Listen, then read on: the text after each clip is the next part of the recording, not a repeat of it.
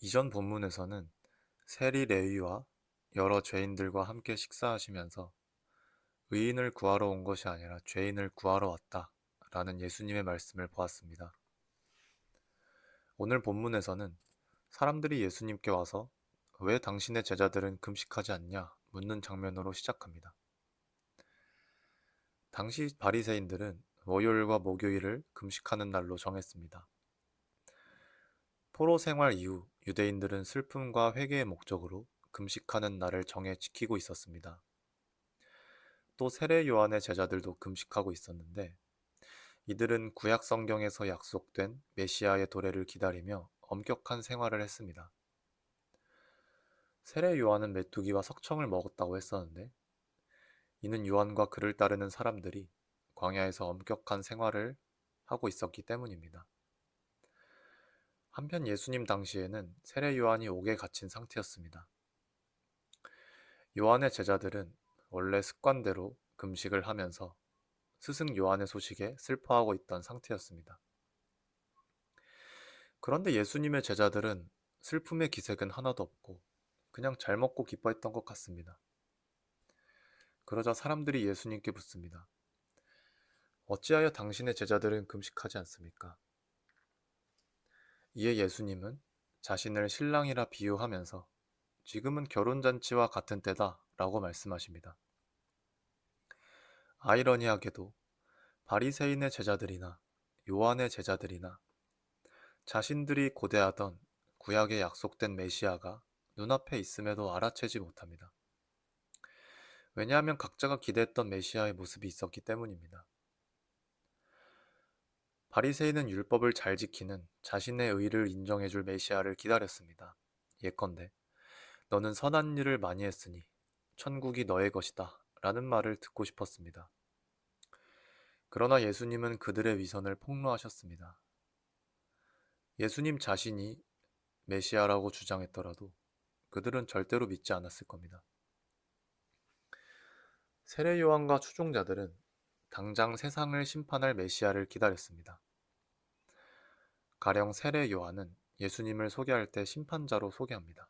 마태복음 3장 12절에 손에 키를 들고 자기의 타작마당을 정하게 하사 알곡은 모아 곡간에 들이고 쭉저기는 꺼지지 않는 불에 태우시리라. 그런데 어째서인지 시간이 지나도 이 종말의 심판이 없는 것입니다. 게다가 스승이 옥에 갇혔습니다. 그러나 예수님은 태평해 보입니다. 병든 자를 치유하고 귀신을 쫓아내고 회개하고 하나님 나라의 복음을 믿으라고 사람들을 만나 이야기했습니다. 예수님은 죄인들과 식사도 하셨습니다. 예수님 자신이 메시아라고 그들에게 말했더라도 그들은 믿지 않았을 겁니다. 우리 각자는 우리가 바라는 구원자의 모습이 있습니다. 그리고 그 구원자가 우리에게 가장 큰 기쁨을 안겨줄 것이라 믿습니다. 그래서 없어서는 결코 안 되는 존재로 여기고 상황을 통제하려고 합니다. 바리새인의 예를 들어보면 바리새인의 제자들은 스스로를 구원할 수 있다고 믿었습니다. 율법을 지키는 자신의 의를 자랑했습니다. 그들은 자신의 도덕적 명성, 흠없는 모습에 틈이 생기는 것을 견디지 못할 것입니다. 한편으론 사람들 앞에서 자기의 가치를 입증하기 위해 부단히 노력하면서도 집으로 돌아가서는 연기하느라 지쳐 무기력하게 널브러져 있을지도 모릅니다. 만약 기독교 사역자가 이렇게 생각한다고 칩시다. 사역자로 사는 것은 가장 가치 있는 일이야. 그러기 위해선 모든 사람에게 칭찬받는 자가 되어야 해. 바리새인과 마찬가지로 목사로서 그의 명성에 흠이 가는 모든 것을 통제하려 들 것입니다. 사역의 결과가 자신과 사람들의 기대치와 다르다면 크게 좌절하게 될 것입니다. 반대로 만족할 정도로의 사역의 결과가 눈에 띈다면 자신이 그것을 이루었다고 크게 자만할 것입니다. 예수님은 이들에게 간접적으로 자신이 구약에 약속된 메시아임을 밝히십니다. 자신을 신랑에 비유하시는데 이는 구약에서 하나님이 자신을 신랑에 비유한 것과 같습니다. 예수님은 이렇게 말씀하시는 셈입니다. 너희가 그토록 고대하던 기쁨의 날이 바로 지금이다. 그런데 결혼잔치가 시작되었는데 너희는 슬퍼하고 있구나. 그토록 성경을 읽고 율법을 지키던 너희가 어찌 이리 알아차리지 못하느냐. 성경은 하나님과 우리의 관계를 결혼에 비유합니다. 여기서 우리는 두 가지를 알 수 있습니다. 하나는 하나님과 백성과의 관계는 배타적이라는 것입니다. 결혼은 모든 사람과 할 수 있는 게 아닙니다. 내가 사랑하기로 정한 상대와만 하는 것입니다. 기독교는 모든 사람이 구원받는다고 말하지 않습니다. 예수님만이 우리의 구원자가 되신다고 말합니다. 혹자는 이렇게 말합니다. 모든 길의 끝은 하나의 정상으로 향한다. 멋있는 말이지만 사실 말도 안 되는 이야기입니다. 이렇게 말할 수 있는 사람은 산 위에서 모든 길을 알게 된 사람이어야 됩니다. 그리고 그 주장 자체로 자신이 신임을 입증하는 셈입니다. 그런 이야기는 오늘날 메이저 종교 외에 우리가 알지 못하는 진정한 종교가 있다는 말이고 사실상 자기 자신이 그 종교의 창시자라고 말하는 셈입니다.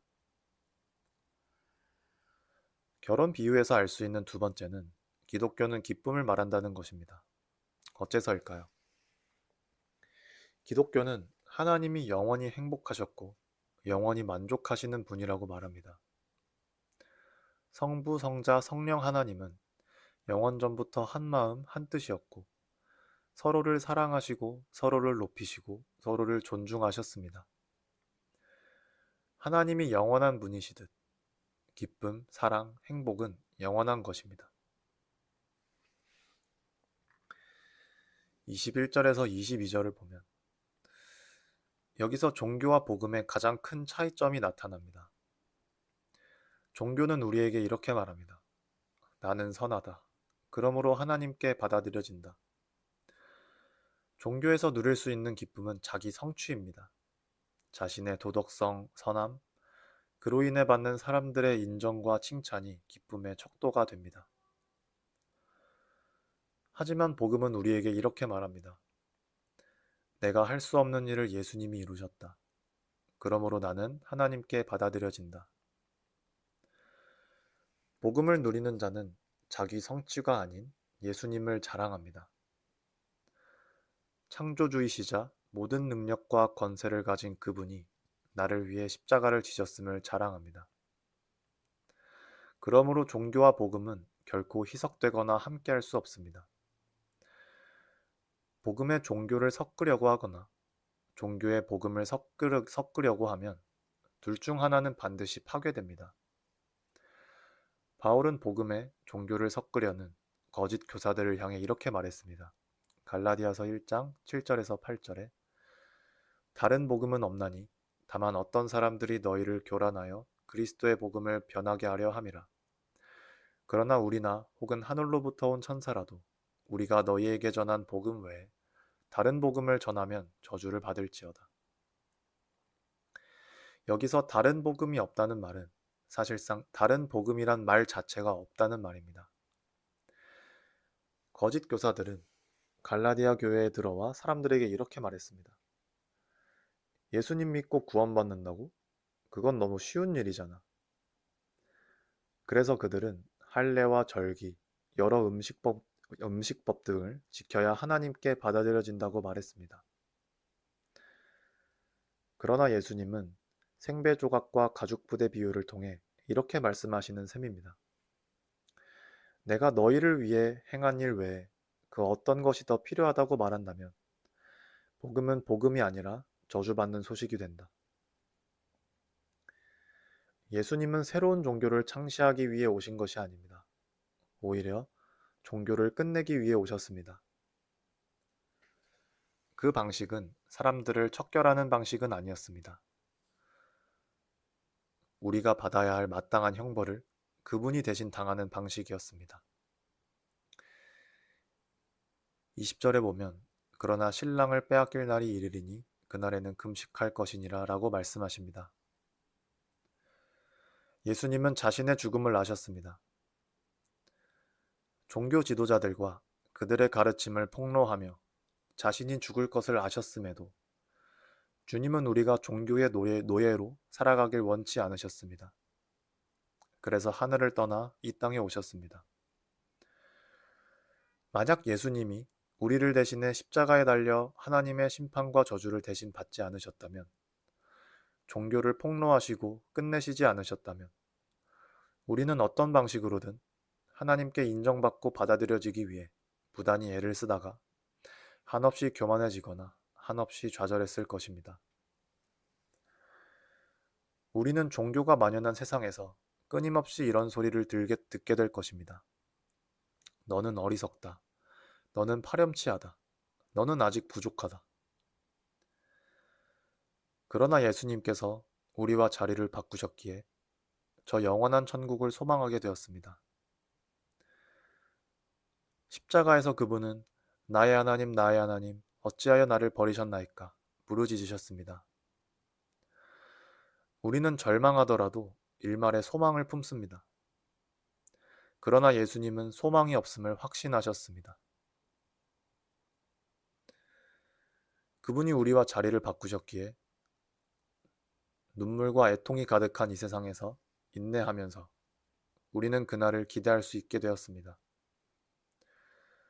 우리의 기쁨이 되시기 위해 기쁨을 잃으신 분이 계십니다.